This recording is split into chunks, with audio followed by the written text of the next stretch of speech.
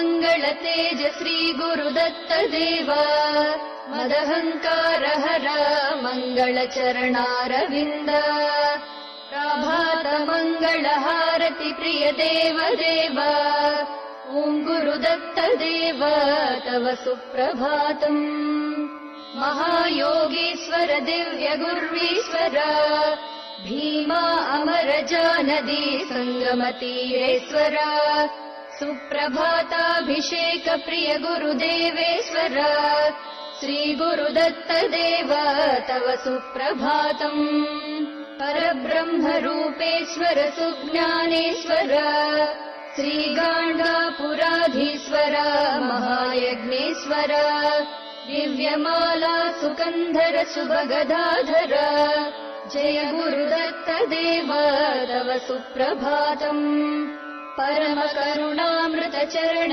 परमेश्वर ईश्वर रूप योगीश्वर गंगाधर दिव्याक्षमालाधर धीशक्ति गदाधर ओं गुरुदत्त देव तव सुप्रभातम् श्री महाविष्णुदेव स्वरूप देव सकल नक्षत्र कान्त्यन्तरङ्गात्मदेव श्री ज्ञान बीजाक्षरन्तरङ्गात्मदेव श्री गुरुदत्त देव तव सुप्रभातम् दिव्य परिमळ वीचिकलु निनु चेरवेचे पक्षिगणमुलु निनु प्रस्तुतिंपनिलचे नवारुण कांतुलु नी दयतो विरिसे जय गुरुदत्त देव तव सुप्रभातम्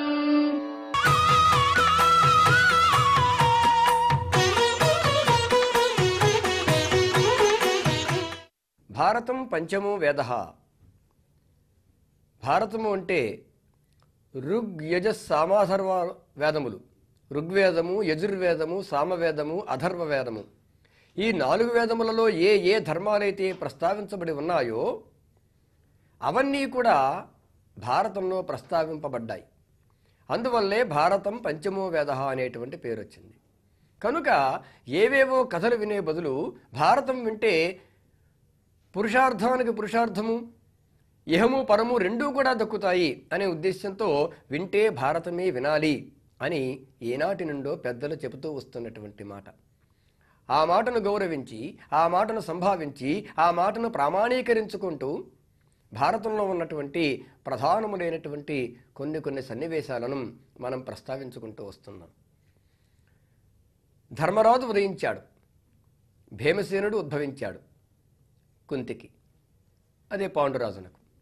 అలాగే అక్కడ గాంధారికి దుర్యోధనుడు ఉద్భవించాడు. దుర్యోధనుడు ఉద్భవించినప్పుడు చాలా అపశకునములు ఏర్పడ్డాయి.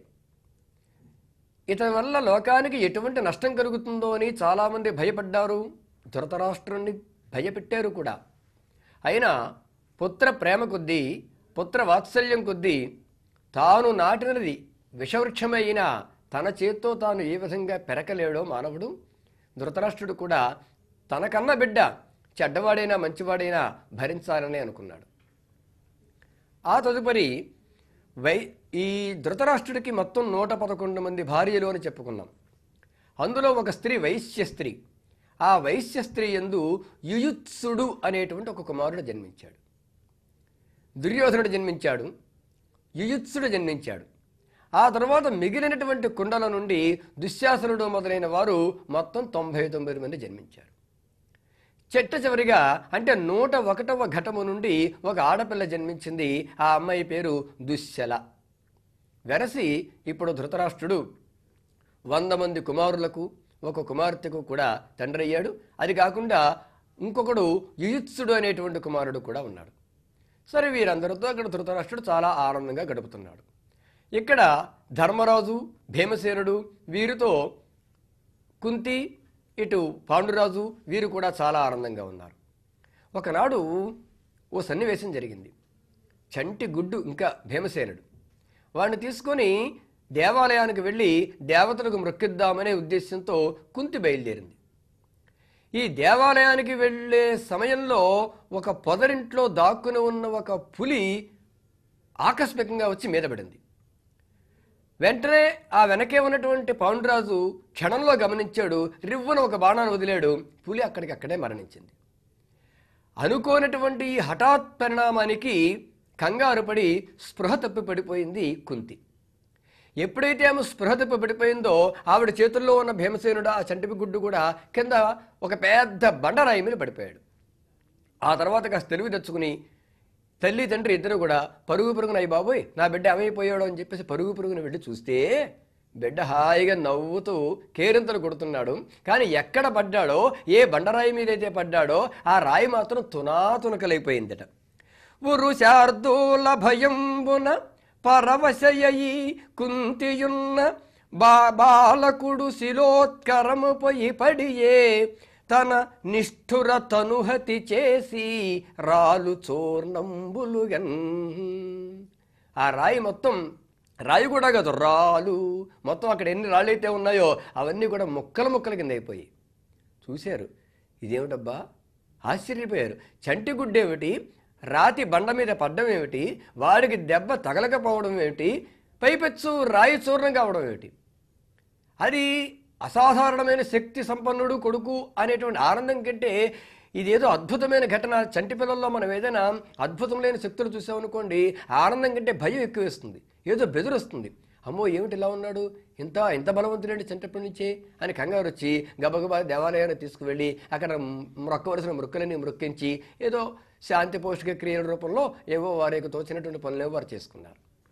సరే కొంతకాలం గడిచింది. అంటే ఈ సన్నివేశం ద్వారా అంటే ఆంజనేయుడు వాయుసుతుడే, భీముడు వాయుసుతుడే, ఇద్దరికిద్దరూ కూడా పసి వయస్సులో ఉండగానే అద్భుతాలని ప్రదర్శించారు. ఎలాగా? ఆంజనేయుడు పుట్టగానే చంటి గుడ్డుగా ఉండగానే సూర్యుడిని చూచి అదేదో తినడానికి పనికొచ్చేటువంటి పదార్థం అనుకుని మింగేయడం కోసం ఆకాశంలో ఎగిరేశాడు ఆయన. అది చూసి మొత్తం లోకమంతా కంగారు పడిపోయింది. ఇదైతే లోకమంతా చూడలేదు కానీ తల్లి తండ్రి చూశారు. ఆ చంటి బిడ్డ వాడు బండరాయి మీద పడితే బండరాయి కాస్త ముక్కలైంది. అంటే దీన్ని బట్టి మనకు తెలుస్తుంది వాయువు అనేటువంటి ఆ దేవత, ఆ దిక్పతి ఎంత శక్తిమంతుడు అని. అంత శక్తిమంతుడు కాబట్టే లోకంలో కోటాను కోట్ల జీవులకు ప్రాణాలు నిలబెడుతున్నాడు ఆయన. ప్రాణం అంటేనే వాయువుని అర్థం. మనమందరం ప్రాణులం. ప్రాణి అంటే ప్రాణము కలది లేదా కలవాడు అని. ప్రాణము కలవాడు అంటే వాయువు కలవాడు. మన ఒంట్లో గాలి ఉన్నంతసేపే మనం ఇలా మాట్లాడతాం, ఏ పనులైనా చేస్తాం. ఆ గాలి కాస్త కొంచెం ప్రక్కకి తప్పుకుంటే ఇంకా మనల్ని కాల్చేసినా కూడా మనకేం తెలియకుండా పోతుందిగా. అది ఆ వాయువులో ఉండేటువంటి గొప్ప శక్తి అన్నమాట. అటువంటి వాయువు యొక్క అంశతో జన్మించిన వాడు భీమసేనుడు.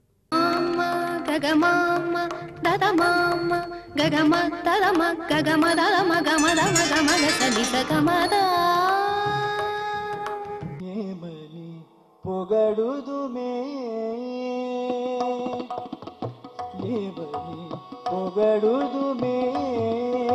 ఇక నేను ఆమని సోబగుల అలమేల్మంగ ఏమని పొగడుదుమే ఇక నేను ఆమని సోబగుల అలమేల్మంగ ఏమని పొగడుదుమే.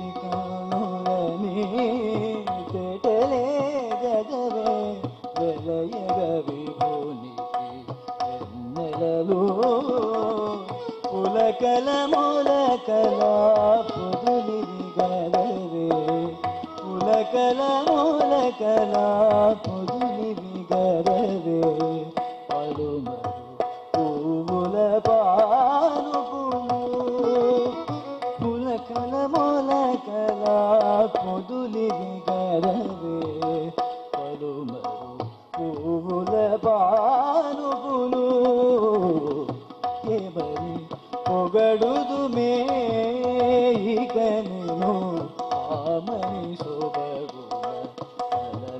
మేల్మంగ ఏమని పొగడుదుమే.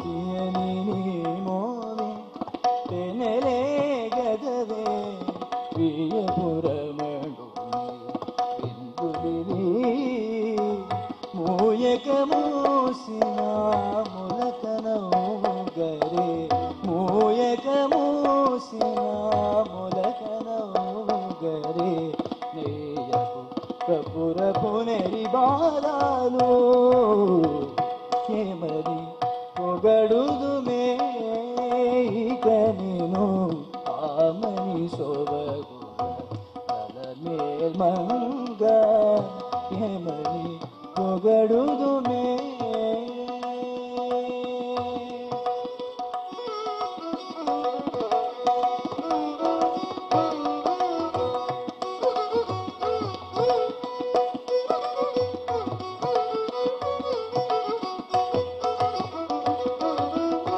కైవశమగుని కోగిలే గదవే శ్రీ వెంకటేశ్వరు సిరునగరు.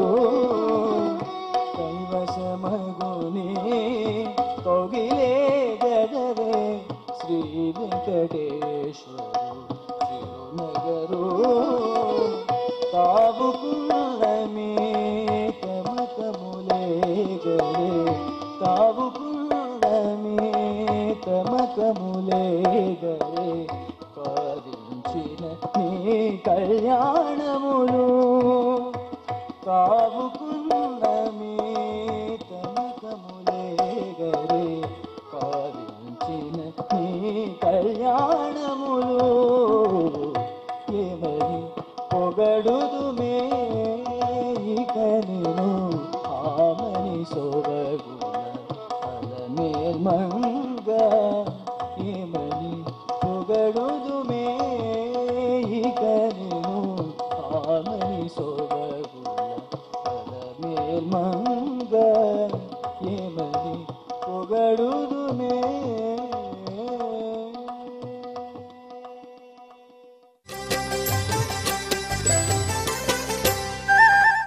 మనము ఈ నాగుల పంచమి అని మార్గశీర్ష శుద్ధ పంచమి నాడు చేసుకుంటాం. అలాగే కార్తీక శుద్ధ చవితి నాడు నాగుల చవితిగా, సుబ్రహ్మణ్య షష్ఠిగా, ఇలా ఈ 3 రోజుల్ని ప్రత్యేకంగా నాగుల కోసం పూజ చేసుకోవడం అనేది మన భారతదేశ సాంప్రదాయంలో ఒక్కొక్క ప్రదేశంలో ఒక్కో విధంగా ఉంటూ వస్తుంది. అసలు ఈ నాగులకి మనకి సంబంధం ఏమిటి? ఈ పుట్టలో మనం వెళ్ళి పాలు పోయాల్సిన అవసరం ఏమిటి? ఎందుకు పాలు పోస్తున్నారు అనే విషయం మనం కొంచెం గనక ఆలోచించుకున్నట్లయితే, ఈ పుట్ట ఏదైతే ఉందో దానికి అనేక రంధ్రాలతోటి కూడి ఉంటుంది. ఒక పాము అందులోకి వెళ్ళటం, నివసించటం, బయటికి రావటం ఇత్యాదులన్నీ జరుగుతూ ఉంటాయి. మన చరిత్ర మొత్తము దేవతా స్వరూపాలు, దేవతలకి కూడా ఈ నాగులతోటి చాలా విశేషమైన సంబంధాలు ఉన్నాయి. కాబట్టి ఈ నాగులకి మనం పూజ చేసుకుంటాం. అంతకంటే గొప్ప యోగశాస్త్రమైన విషయం ఇందులో ఏమిటయ్యా అంటే, మన శరీరము 9 రంధ్రాలతో కూడుకున్న పుట్ట. ఈ 9 రంధ్రాలతో కూడుకున్న ఈ శరీరం అనే పుట్ట లోపల ఒక నాగము కుండలిని అనే శక్తి రూపంలో అధోముఖంగా కింద మూలాధార చక్రం దగ్గర బంధితమై ఉంది. ఈ నాగు ఏదైతే ఉందో ఆ నాగుకి మనం అనేకమైన ఆహార విహారాలిస్తూ దాన్ని యోగశాస్త్రం ప్రకారం ఆ సుబ్రహ్మణ్యుడు ఎవరైతే కుండలిని శక్తి స్వరూపంలో ఉన్నాడో ఆయన్ని పైకి తీసుకొస్తూ ఆ ఒక్కొక్క చక్రంలోకి తీసుకొచ్చి మోక్షాన్ని పొందడము అనే లక్షణము ఈ నాగులకి మనము ఈ కార్యక్రమం పుట్టలో పాల్పోయటం అనేది జరుగుతుంది. అయితే ఈ నాగుల యొక్క విశేషం ఏమిటి అంటే, ఈ అంత సర్వవ్యాపకమైన పరమాత్మ, సమస్త ప్రాణికోటిని కాపాడే పరమాత్మ అయిన విష్ణుమూర్తి ఈ ఆదిశేషువు మీద శయనిస్తూ ఉంటాడు. అంతటి పరమాత్మకి కూడా కాస్త విశ్రాంతినిచ్చేది ఆయన యోగ నిద్రలో ఉన్నప్పుడు ఆయనకి ఆధారమై అక్కడ ఉండేది ఏదైతే ఉందో అది ఆదిశేషువు. మరి శివుడు తన యొక్క కంఠాభరణం కింద ఈ నాగులని ధరిస్తాడు. ఇంకా విశేషం ఏమిటయ్యా అంటే, దేవతలు అమరులు కావడానికి మనమందరము ఇంత చక్కగా ఆ పరమాత్మ చేత బ్రోస్తూ ఆ దేవతా గణాల చేత బ్రోయబడుతూ ఇక్కడ ఉండడానికి మూల కారణం కూడా నాగులే. ఎందుకయ్యా అంటే, వాసుకి అనే నాగుని తీసుకొచ్చి మందర పర్వత మర్దనం అప్పుడు సముద్ర మర్దనంలో వాడడం జరిగింది. ఈ సముద్ర మథనం చేసే సమయంలో ఆ నాగు తన యొక్క సమస్తమైన శరీరాన్ని ఆ పర్వతానికి అర్పించటం వల్ల మనకి లక్ష్మీదేవి, ధన్వంతరి, మళ్ళీ ఇంకా ఐరావతము అనేకమైన గొప్ప గొప్ప వస్తువులు మనకి లభించటం జరిగింది. అందులో ప్రఖ్యాతమైందే లక్ష్మీదేవి. ఇట్లా అనేక మంది ఉద్భవానికి కారణము, మూలము ఏదైతే ఉందో అది ఈ యొక్క నాగులే ప్రధానమైన కారణము. దేవతలు, రాక్షసులు మర్దన చేయడానికి కానీ, సముద్ర మథనం చేయడానికి కానీ ఈ వాసుకి పాత్ర ఎంతైనా ఉంది. ఇక్కడతోటి సరిపోయిందా? ఇంకా పాముల గురించి చెప్పాలి అంటే, భౌతికంగా మనకి ఈరోజు పొలాల్లో అనేకమైన ఎలకలు, అనేకమైన చిన్న చిన్న క్రిమికీటకాదులు, జంతువులు ఇవన్నీ కూడా పొలాలని నాశనం చేయటం జరుగుతుంది. ఈ పొలాలన్నిటినీ కాపాడి ఈరోజు మనం భౌతికంగా కాస్త భోజనం చేస్తున్నాము అన్నా కూడా ఈ యొక్క నాగులే కారణము. అయితే ఈ నాగులలో 8 రకాలు చాలా ముఖ్యమైనవి. అనంత, వాసుకి, తక్షక, కర్కోటక, శంఖ, కుళిక, పద్మ, మహాపద్మ అనే జాతుల యొక్క ఈ నాగులు చాలా ప్రధానమైన నాగులు. కాబట్టి ఇంతటి మహత్తరమైన చరిత్ర కలిగి మనకి నిరంతరము అనేక విధాలుగా కాపాడుతున్న ఈ పాముల్ని ఏదో విషకీటకాలు అని ఇతర ప్రపంచం ఆలోచించినట్లు కాకుండా వీటి వల్ల మనకి మనుగడ జరుగుతోంది. మన మానవాళి మొత్తం శ్రేయోభివృద్ధితోటి ఈ స్థితిలో ఉండడానికి కారణము నాగుల యొక్క పాత్ర కూడా చాలా ప్రధానమైంది అనే విషయం గుర్తించిన ఋషులు ఈ యొక్క నాగుల పంచమి లేదు నాగుల చవితి, నాగుల షష్ఠి అనేవి ఏర్పాటు చేశారు. అంతటి గొప్పవాడైన పతంజలి కూడా ఆ యొక్క నాగము లోపల ఉన్నట్టు ఉంటాడు, యోగశాస్త్రాన్ని బోధించిన పతంజలి. కాబట్టి ఈ నాగుల గురించి సక్రమంగా తెలుసుకుంటే మనకి యోగశాస్త్రం కూడా చాలా తెలుస్తోంది. హరి ఓం తత్సత్.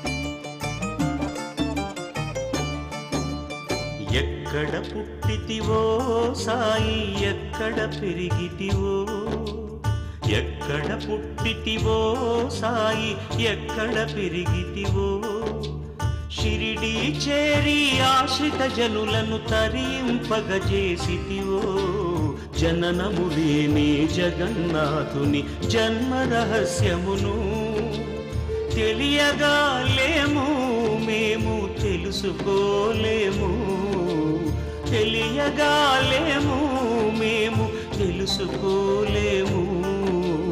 ఎక్కడ పుట్టితివో సాయి, ఎక్కడ పెరిగితివో.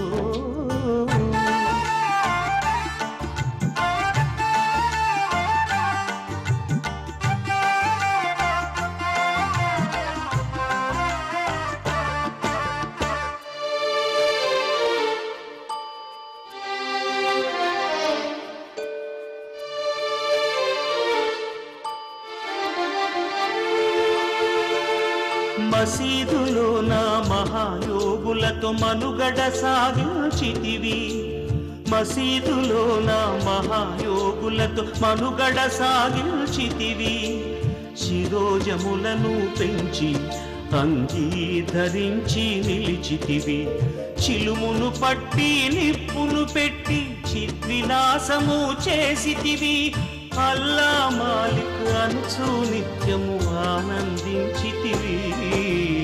ఎక్కడ పుట్టితివో సాయి, ఎక్కడ పెరిగితివో.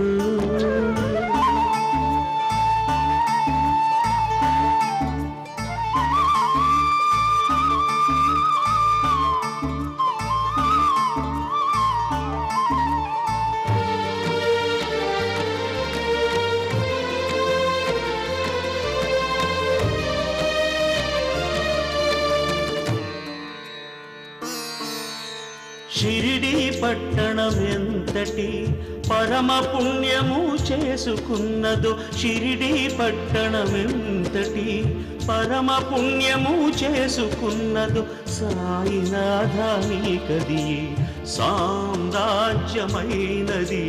భగత్మలాస్పతి ఎంతటి భాగ్యము చేసుకొనెనో, సాయి అని తొలిసారిగా పిలిచి సార్థక్యమును పొందెను. ఎక్కడ పుట్టితివో సాయి, ఎక్కడ పెరిగితివో. ఎక్కడ పుట్టితివో సాయి, ఎక్కడ పెరిగితివో. షిరిడి చేరి ఆశ్రిత జనులను తరింపగజేసితివో. జననములేనే జగన్నాథుని జన్మ రహస్యమును తెలియగాలేము, మేము తెలుసుకోలేము.